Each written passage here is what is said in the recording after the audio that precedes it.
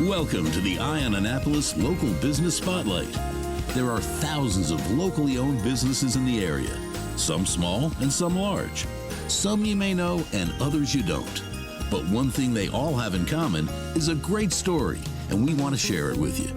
Join us every Saturday as we talk to the founders, the owners, and the managers of local businesses you have come to know and love, and those you will come to know and love.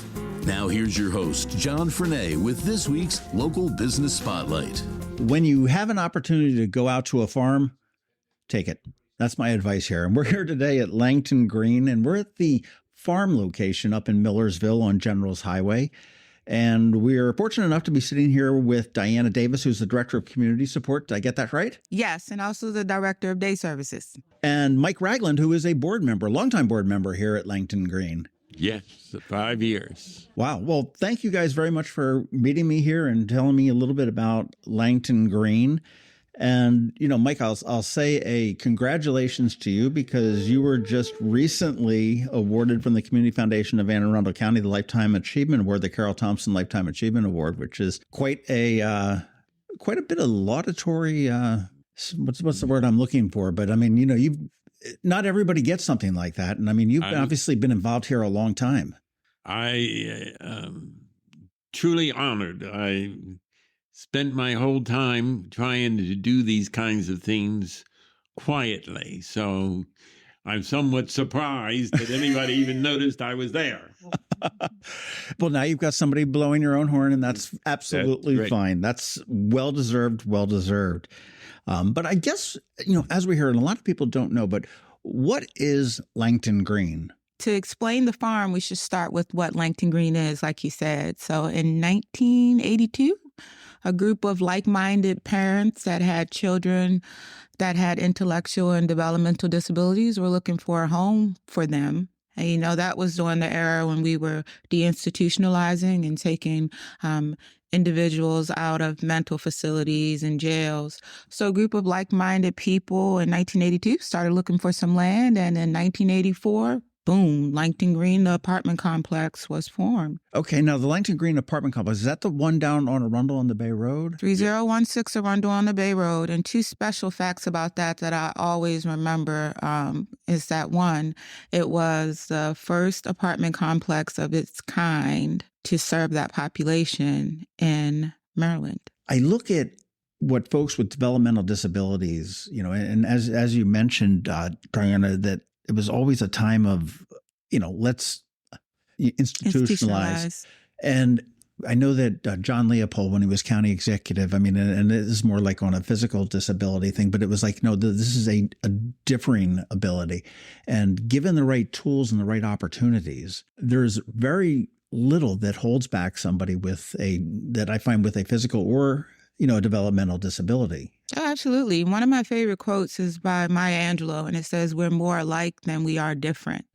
And that is a lot of what Langton Green was formed on in 1984. I mean, we wanted a couple of things to happen. We wanted, one, for the homes to be homey. We didn't want them to feel like where they had just came from. We wanted them to have a community and for it to feel homey. We wanted the houses to be clean, which was important. And then we wanted to make sure that we were able to provide staff that were able to help each of our individuals meet their maximum growth potential. Whatever that was for each individual, and that differs, but whatever they wanted to do, we wanted to support them in an individualized way. And there you have Langton Green's mission, vision, passion, and value statement, all in one. That's awesome. Now, how long have you been here, Diana? I stopped counting, but... Who is your client? Age-wise, I mean, is there a restriction? I mean, I'm assuming 18 and older? Well, we do 21 and over here. Okay. And we do adults with intellectual and developmental disabilities. And how does somebody get involved in here? I mean, if I were to have and I guess when does somebody get involved? If I have a child with a disability, you know, when do I start to look for something? But what happens is usually now the process has gotten a lot better. So what happens is the child is usually identified throughout high school as someone that's going to transition into residential or vocational services. And then they are connected with a service coordinator in Anne Arundel County, Baltimore County, or whatever that is, whatever county they reside in. And then the service coordinator reaches out to providers like ourselves and some of our other friends that do what we do in Anne Arundel County. The family would tour, do the research, the individual would tour, they would have an interview, and then you would choose a place that was best for your child, or if the individual chooses that we were best for them, then we start the process of admission. Up here on the farm, okay, and how large is the farm right now? 13 acres. Okay, and this is a working farm. Absolutely. And this is, you're giving your clients are working the farm for the most part.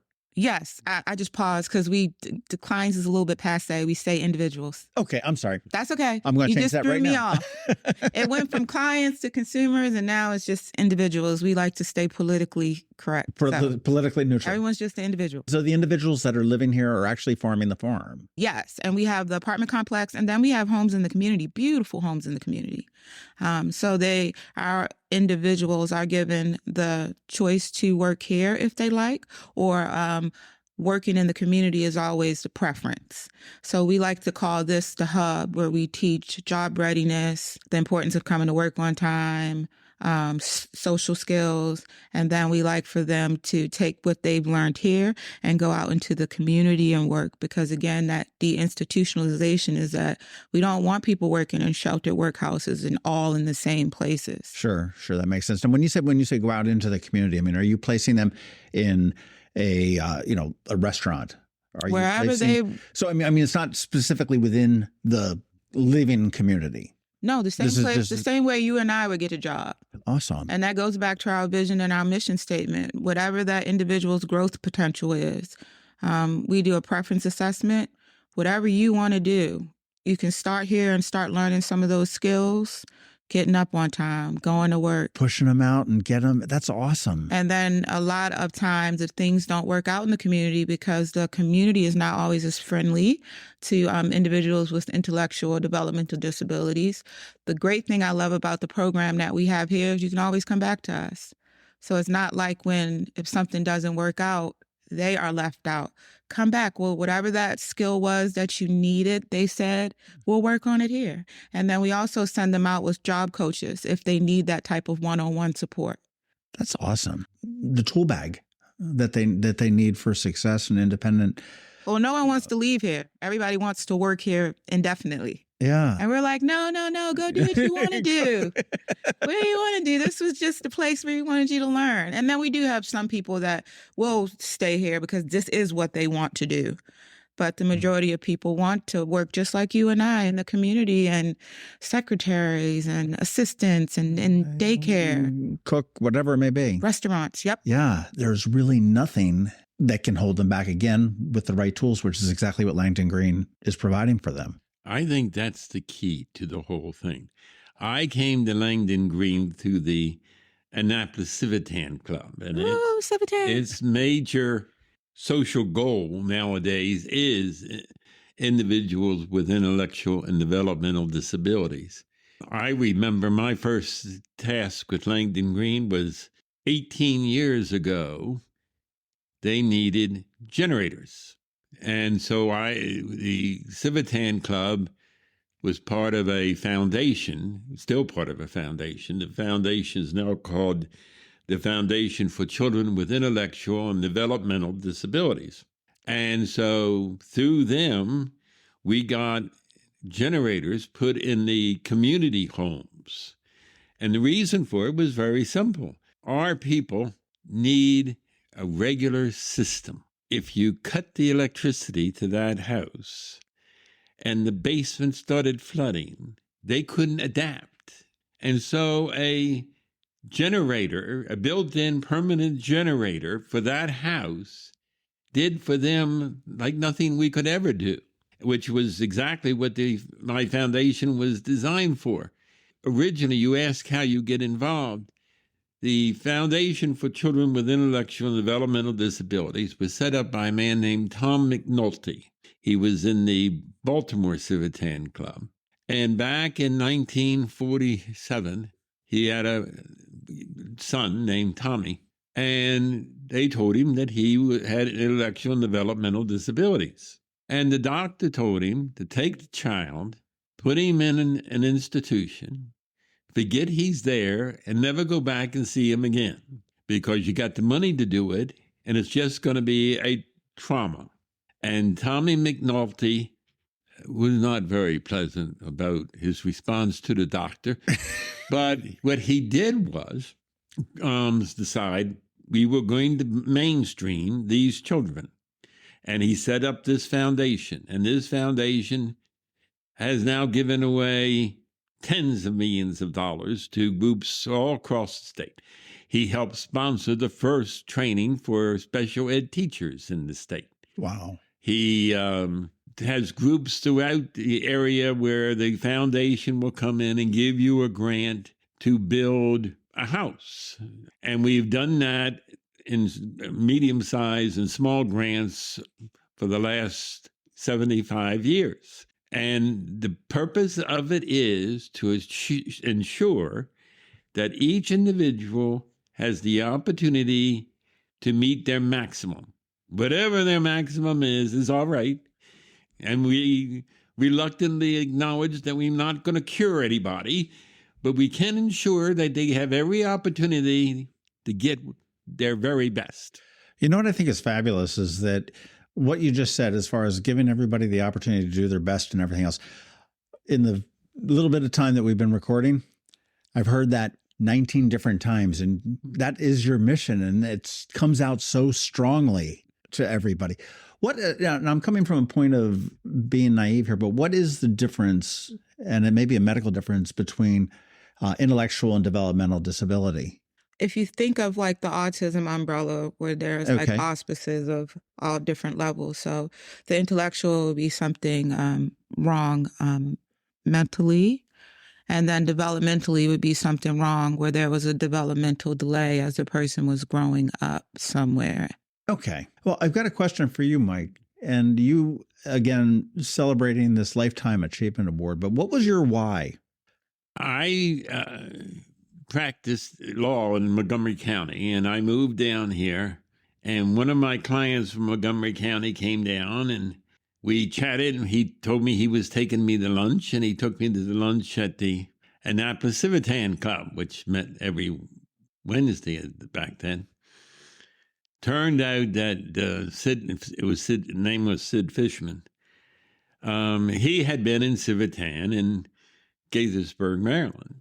What I didn't know at the time was he was also the international president for Civitan International. And so he got us in. The purpose of Civitan generally is just to build better citizens. It's not necessarily related to intellectual and developmental disability. Just go out there and help people winterize their homes and do anything good for the community. You know, I think it's kind of fun. I want to interrupt you. And it's funny, we're recording this on International Kindness Day, which I kind of think is kind of unusual. I didn't know that. I just realized that. But sort of the motto of the Civitans is to do good. Yes. And so basically I came from there through Civitan and the foundation. I got involved with all of these IDD organizations through the state. And then, of course, I had ties to things like the Maryland region of the United States Pony Club, and I had a foundation to take care of kids in VOTEC in the public school system. So I had a wide variety of different things. And on each of the different ones, I think there's 12 altogether, there was something I was interested in. Civitan basically, at least the Annapolis Civitan, was a social group. When I joined them in 1975, I was the youngest member of the group. I left in 85. I was the youngest member of the group. When I came back in 2004, I was the second youngest member of the group. But they were all people who wanted to do something. The leaders of all the banks in Annapolis, the head of the stockbrokers, I think we had 5 admirals and 4 generals. And you had a great number of regular businessmen who just thought we should do something for the community. And the best example I can give you is in 1939, the Annapolis Civitan Club did the first survey of low-income housing standards for the city of Annapolis. So it did a wide variety of things. But after the 80s, our basic goal has been to help the individuals with developmental disabilities. Now, that definition, by the way it's structured, means it must be a problem you had before you were 21. Okay. So it came from birth, basically. And the concept was those were the ones who had the greatest need and the fewest number of people helping them. Well, of course, I grew up with the whole program, but say in the last 30 years ago, if you had a disability, you relied on your mom and dad to be an absolute terror. They either went in there with a baseball bat to fight for your rights, or you got nothing.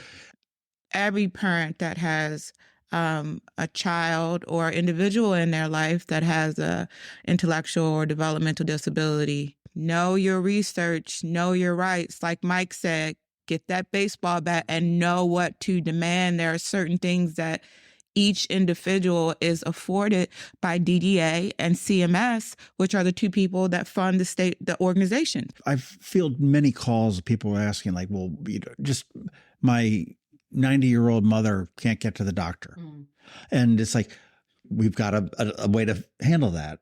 And it's amazing. And every time I talk to somebody else, I learn of a different service that's available either through the state or through the county or through the city or through an organization. I mean, again, there's a million organizations that are just doing such wonderful things, and they could be a very narrow focus on, whatever they want to do to somebody that's a little bit more broad. And I also think it's a question of, as Diana said, knowing what your rights are. It's not unusual that you have an IEP, and if you don't have an advocate sitting there saying you guys aren't following it, they'll be happy to ignore it. Sure. But when you go into the Board of Education and say, you guys didn't fulfill it, so now you're putting him in a private school and you're going to pay $100,000 a year to give him what you were supposed to be giving him in public school, you suddenly get the attention of the Board of Education in a hurry. And so it's critical not only that the parents be advocates, but they really know what the system's for, because the rights are now there. Back in 48, when Tommy McNulty, there were no rights. You didn't have the right to go to school if you didn't measure up. And now, basically, you have the same right as anyone else to go to that school, and the county's going to pay for it. All you have to do is make sure they perform. Yeah, it's wonderful. It's a changed world. Obviously, it needs to change, continue to evolve and to change and get a little bit better. Diana, what brought you here? My bachelor's is in psychology and my master's is in forensic psychology. So I always had a passion for the brain and how it worked and people. And my mentor, which was also my aunt, I'm named after her. Her name was Diana. She worked at Rosewood. Adored her. I wanted to follow in her footsteps. She was a psychiatrist there. Okay, and that was an institution. That was an institution, right. And she was very instrumental in the deinstitutionalizing of it, and we got a lot of the individuals from Rosewood, and the name escapes me, this place right here. Crownsville. The Crownsville Hospital? Yeah. That's still there. Yeah. Today, we still have a lot of those individuals from those 2 organizations. Oh, my word. That are still living. Okay. How many individuals do you serve? Our census is usually around 110-ish. We might be around 107 right now. And you guys have, I'm assuming, as you say, we're putting everybody into work into the communities and stuff like that. I mean, you've got your network of businesses that that you can look to place individuals in and everything else that's all going for you, right? Yeah, we have staff that are dedicated job coaches. And then we have Denise Miller, who works here, and she supervises all of the employment services. So she makes contacts with the communities. She checks on how each individual is doing in their job in the community. There's a dedicated liaison for that here. Your staff. Mike, you're a volunteer, if you will. Yes. Do you rely on volunteers, or is this all professional staff that has to run the organization? This is a community farm, and we could not do what we do without volunteers. And then also with our affiliations with Civitan. I know Mike has been the president a couple times. I was the president for the last 5 years. I just stepped down. We could not do what we do without volunteers. And the good thing about volunteering at Langton Green, which is unique, is that another wow factor about Langton Green is that we are one of the only residential facilities that has a farm. So 2 fun historic facts about Langton Green. 1, the apartment complex was the first of its kind to provide those services to individuals coming out of those hospitals and mental facilities. And then fun fact about the farm, we are the only one that has a farm that also provides residential and vocational services. So what do you grow here? Everything. So right now we are at 13,330 pounds of produce for this harvest season. Oh my gosh. So we do, wow, I'll just start at the beginning of the alphabet, but anything you can imagine: broccoli, kale, bok choy. You're batting zero with me. I don't do vegetables really well. So. I'm trying to go down the alphabet. Radishes, potatoes, sweet potatoes, oh, wow. pumpkins, tomatoes. What am I missing, Mike? I'm trying to do the alphabet because we usually do the whole alphabet. Zucchini, watermelon, okra, loofahs, strawberries, blackberries, blueberries, lemonade blueberries, which is a hybrid. Where does it go? So we grow it here, and then our produce goes back to the individuals that we support. And a lot of those individuals, like I said, if we got the individuals that came from the deinstitutionalization, they're elders now. So a lot of our produce goes to our homes with elders, any of our homes. To help feed them. And it's very specific. So our farm manager sends out like a checklist of like, what do you want? Because everybody doesn't like okra. So we will grow specifically what the houses want, and then we set up a box for them and we deliver it every week. We also have fresh eggs that we deliver every week. And then what's left over, we give to the Maryland Food Bank and the Lighthouse. And then what's left over then from that, we sell on Saturdays during our growing season. We have a store here where we sell our produce. And that's right on General's Highway in Millersville. 844-846 General's Highway. And you can get it 2 ways. You can come 97 and come south, or you can come up past through Crownsville and stuff like that. Either way, it's really easy to find. I wanted to talk about a quick expansion from the store that we're going to be. Our store was a hit. We were open every Saturday. We had lots of customers. We knew all about customers by name. It was the first time we've ever done a store here with what we've had left over. But next year, we are starting a CSA program. Oh, wonderful. And there's going to be 2 pickup locations, one in Anne Arundel County and one in Baltimore City, where you can pick up your CSA box. That's awesome. That's fantastic. We are super excited about that. How did somebody volunteer here? And we can get into what do we do if we volunteer? Oh, I think I left off on that thought. I wanted to share with you the unique thing about volunteering at Langton Green is that whatever your interest is, we can support it here. So a lot of other places you volunteer, you are to do what they need you to do, which makes sense. But we have a different approach. Since we're a community farm, we say to our volunteers during the orientation, what do you like to do? And so we have people that are master gardeners. We have people that say, hey, I just want to hold a chicken. We have people that say, I used to be a carpenter. We have people that say, I used to be a home remodeler. You tell us what you want to do to help us, which is our approach.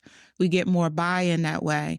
And right now we have a pretty good set of volunteers. I want to say their names, but then I don't want to say their names, but I love them so much. And they each have a special skill. And that is what you do at the farm. That's the difference here. Like, we don't tell you what to do. We say, what do you want to do? Just goes through this whole thing here. I mean, that you're creating a program for individuals that's going to work for the individual person and bring them the best that they can possibly do. You're doing this on your volunteers. You're saying, okay, well, yeah, okay, we need the goat poop scooped up. Okay. And I'm going to talk to you about goat yoga because I heard you do goat yoga. And chicken yoga. And chicken yoga. Which is better? I'm torn. But I mean, you may have a need to have the goat poop scoop, we'll say. And, now somebody may want to do that. That's great. But you're not saying, okay, well, here, that's what you're doing today. You're giving somebody their passion to swing a hammer or to, hold that chicken. Our volunteers go different ways when they come here. And I just love it. Like one of my newest friends of the farm, came to me and said, I want to build a sensory garden. Boom, she did it. That's awesome. And then that's where I do therapy with the individuals. I do animal assisted therapy with the individuals. Okay, and this beautiful place she built for me. So she decided to build a sensory garden. That's amazing. So so you're doing actual therapy, some I guess some physical and mental and therapy. So I'm a certified animal-assisted psychotherapist. Okay. So my job is to use the animal as a medium to connect with individuals. I have a lot of clients that have autism and PTSD, and the animal just works as a medium, and we have a treatment plan, just like any other type of therapy or counseling, and we use the animal to work through those needs. Animals are wonderful. Well, they don't judge you, and they're the medium that... You haven't met my cat, but okay. Have you met our cat? Yeah. He's right there. No, I haven't, but I will on the way out. All of our animals here are certified animal ambassadors, and we use them in some way to benefit the community. So whether it's through that therapy or we've done children's parties. And then I wanted to make sure I finished my thought. You asked, how do you volunteer? If you go to our website, there is a link that says, how do I become a volunteer? And everything you need to know is in that tab that pops up. That's awesome. Do you work with students? Oh, yes. I mean, because high schools all have to have that volunteer hours and stuff like that. Does that? We do that. And then we also have field trips where children come here in the summertime. We host like a week-long field trip. We just had 2 groups come here. We partner with St. Andrews by the Bay, a lot of the churches, Boy Scouts, Girl Scouts. And then we go to schools. Like, we'll bring our animal ambassadors to schools, to the senior centers. So where does goat and chicken yoga fit into this? Is this just for the individuals that are here that just as a form of exercise? And it's therapy. It is also a great form of exercise, and it's open to the community. And it's animal yoga is what we call it, because each week we try to switch ambassadors. So we'll do the goats, then we'll do chocolate chip, which is my bunny rabbit, and then we'll do the chickens, and then we'll do the Polish chickens. And so there's 4 weeks in a month. So each Saturday you'll get a different animal ambassador if you come. And so you can come up here and there's a fee for that, I'm assuming, to do the yoga class. Maybe in the future. Right now we don't charge. We Really? just say bring your own yoga mat and come on out. That's fantastic. I was going to say, the volunteer program goes the entire limit up to the board of directors itself. The board of directors of Langton Green, parents of people who stay there, cannot reach 50% of the board members. So at least 50% of the board members plus one are all volunteers. Right now, I think we got 5 lawyers, 3 of which have children or relatives in Langton Green. We've got 2 bankers, you name it. We got social workers, anything you could dream of. People come in, volunteer, and we put them on the board. I've got to say, I've talked to probably 100 different organizations over the years for these podcasts, and I've never seen the passion come through like I'm seeing from Mike and Diana here. I mean, it's every single word. Well, the reason for that is we like success. And each of the charities they're recognizing in their own way had their own success. Langton Green, as she said, was the first residential facility, and it has survived. And frankly, right now, you couldn't duplicate it because federal regulation says, well, we're not going to let these people live in the same place anymore. They got to be 2 miles apart or something silly. And we keep it because that's what our people want. And as long as it's what they want, then the regulations have to bend to make it possible.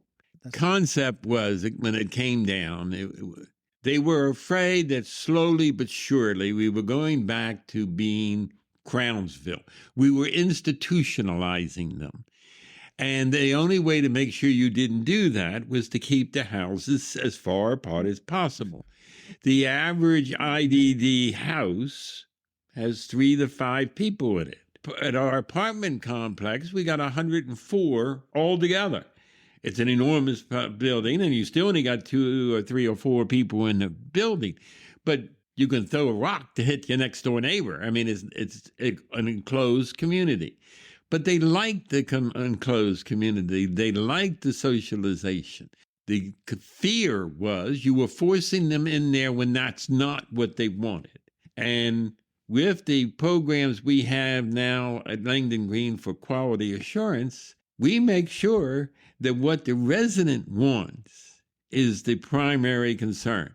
And when they come to say, show us the data, we can show them where we sat down and it was the resident who said, I want to be here, or I want to be in a house all by myself in the neighborhood with 3 others, but I don't want to be here. And that becomes the key. And that's got to be the guiding principle. It's what they want, not what we want. You don't know. I mean, no offense, but you guys don't know anything. It's the people that are that are living the life. I mean, I just think, and you're talking about like in a house with 3 or 4 other people. I mean, that's a family. Yes. And roommates is what children go to college. They have a roommate. Sure. Adults have roommates. We have single apartments. You want to live by yourself, you can live by yourself. You want to live with 2 people, 3 people.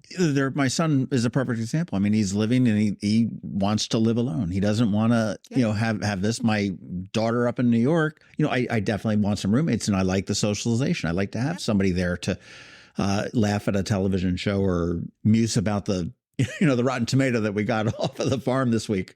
Yeah, it's crazy that some bureaucrat turns around and says this is the way it needs to be because they think they know it all. He was addressing, like most rules we have nowadays, you have a particular problem, and when somebody presents you with the particular problem, you come up with a rule to cure it. Well, unfortunately, the rule doesn't necessarily take care of everybody's problem. Sometimes it actually creates the problem. Our people are going to be together to a certain extent anyhow. Very few of them could actually maintain a house and cook all the meals and do the things you and I force ourselves to do every day. They just aren't physically capable. So they're going to be with somebody else. Whether they're going to be with 4 other people and the closest next door neighbor related is going to be 2 miles away, or whether they're in an apartment complex where the next door neighbor is 15 feet away, isn't based on what their personality is. I like being off by myself because I'm a hermit, but most people would prefer to have social contact fairly close. And I'm the opposite. I want to live in that community. You want the community. So I just love the fact that we say, where do you want to live? And then we accommodate that through a preference assessment. And like Mike said, we cannot be duplicated. That there will never be another, unless the legislation changes, apartment complex. We fought for ours. We fought for heightened scrutiny to keep it because it was what served our population the best. And I mean, like, it's a community. I don't know if you've ever been there, but there is I've seen it. Pavilion. There are chairs, there are benches, there are walkways and trails, and we won't be duplicated. We can't be duplicated in all sincerity and all modesty. You are a nonprofit. So you obviously do take donations. You can go to langtongreen.org and make a donation there. And there's, or you can write a check and mail it in, or take it any way any way they get it. But where do you get your funding? I mean, obviously to maintain, the properties, the buildings, the programs for the individuals that are in the program. Where does that, grants, I'm sure, play a role in there. And is there? So we are funded through DDA and CMS. So that's the state and the federal government. And then we have a whole grants committee where we get a lot of funding. And then I'll let the logistics come from my friend on how we're, the lawyer, on how we're funded. Basically, the government pays you for each person who spends the night in our facility. They also pay you for each person you have in your daycare program or in your employment program. So the federal government has an allowance for each person, depending on what their needs are, their financial status, their physical requirements, and what they're interested in. And so you have to do that. And again, Langton Green led the way, where we now go in and literally sit down, and each person running a program with a group, whether it's taking you to daycare or sitting there training you doing COVID when you couldn't go out. And every hour is documented, showing exactly how many people you serviced and how long they were there and what you accomplished. And now that's a requirement that all the organizations are going to have to match. But Langton Green was first. And in the quality assurance program, where we went through and set up the questionnaire for the residents and how we ensure that they have the right to express what they want and get it, was also a first that Langton Green did that's now required of everybody. So Langton Green's been the spearhead for getting all of this done. They haven't beaten their chest and screamed and hollered from the rooftops, but they certainly earned the right to do that. Sort of sounds like you with your award with the Community Foundation as well. Way to go, Mike. All right, well, you guys can put your heads together as we start to wrap this up. But what would surprise somebody listening to this? Just shock them, surprise them about Langton Green. Well, let's talk about our other community activities. Okay. So on the weekends, we do Zumba, yoga, touch tones, which is kind of like a debate, which is used in a school curriculum, where we come and we talk about a certain topic. We have a sewing group. We have lots of community activities on the weekends. That sets us apart at the community farm because we want the community to come in. We have pick your own days where you come pick your own strawberries, blueberries, and blackberries. Come pick your own pumpkin. That's pretty fantastic. How did you guys get the properties? I mean, was it a donation at some point that somebody donated, or did you? Hit it, Mike. I can't.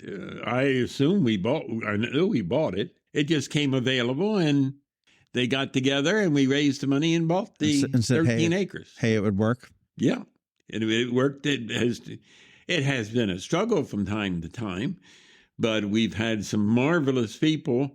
John Iaquinta has the ability to envision what this can become, and he has just gone ahead and done it. And the executive director, which is his wife, Kim, can take you through these regulations like they make sense. I mean, it is truly awe-inspiring. But I think if you ask me what I found most surprising, and it's sort of embarrassing, but I don't feel sorry for them. When I was growing up, 10, 12, 15 years old, there was a little girl next door. I thought she was a little girl. She was really 30. She had Down syndrome. Anne lived at home because that's what you did in the 50s. She was very nice.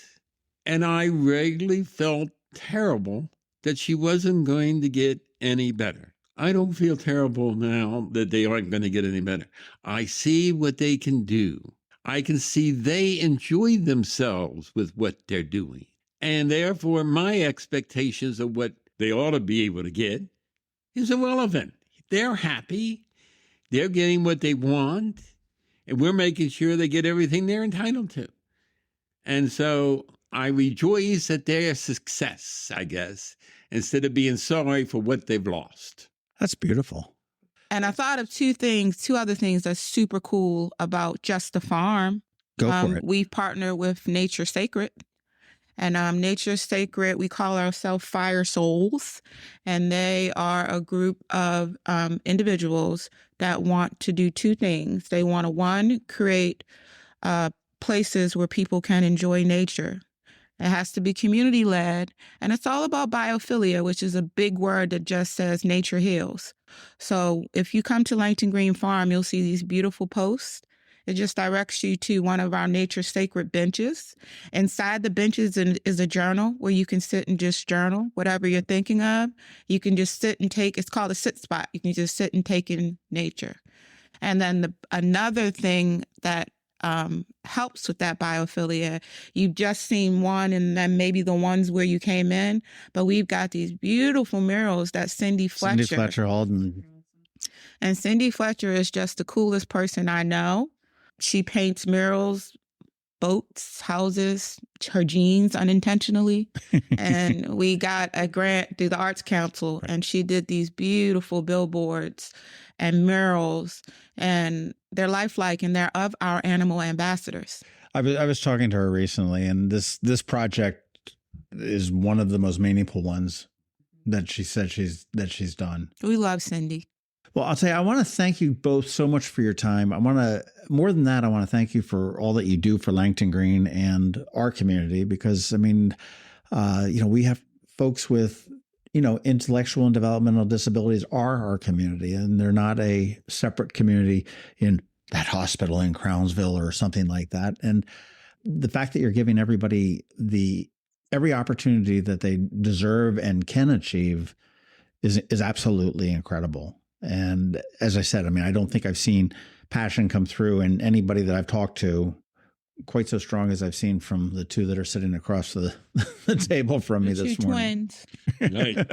So before we close out, would it be okay if I gave our social media handles if anybody wanted to reach us? You absolutely can. I'm going to include them in the show notes too, but absolutely whatever plugs you want to do, because I think everybody needs to know about Langton Green. So please follow us on Facebook. We have two handles, Langton Green Community Farm and Langton Green Happening. And then we also have a YouTube page. It's Langton Green, come grow with us. And then I wanted everybody to have the pleasure of going to www.langtongreen.org and linking to our newsletters. We have a farm newsletter, and then we also just have a regular newsletter to let you know all of the great stuff we're doing in the community and all the resources. And then we have a virtual Langton learning site that is one of a kind. So if you cannot get to the farm for any reason, like if it's too hot, or if you have a physical disability or anything that prevents you from getting to the farm, you can experience the farm virtually through our Langton Learning website. Whatever we're doing here, we are broadcasting it as we do it. Yet one more surprise that Diana comes out with at the very end as we close it out. Diana Davis, thank you so much for your time. And Mike Ragland, thank you so much for your time and your service to Langton Green and your service to the community through the Civitan. And your award. And the award. Thanks for listening to this week's Local Business Spotlight. Please make sure to visit eyeonannapolis.net for all your local news, events, and opinion. And in case you haven't already, please subscribe to the Eye on Annapolis Daily News Brief, where we bring you all the day's local news direct to your phone, tablet, or computer in about 10 minutes. It comes to you at 6 a.m. every Monday through Friday, and you can subscribe on Apple Podcasts, Google Podcasts, or wherever you get your podcasts.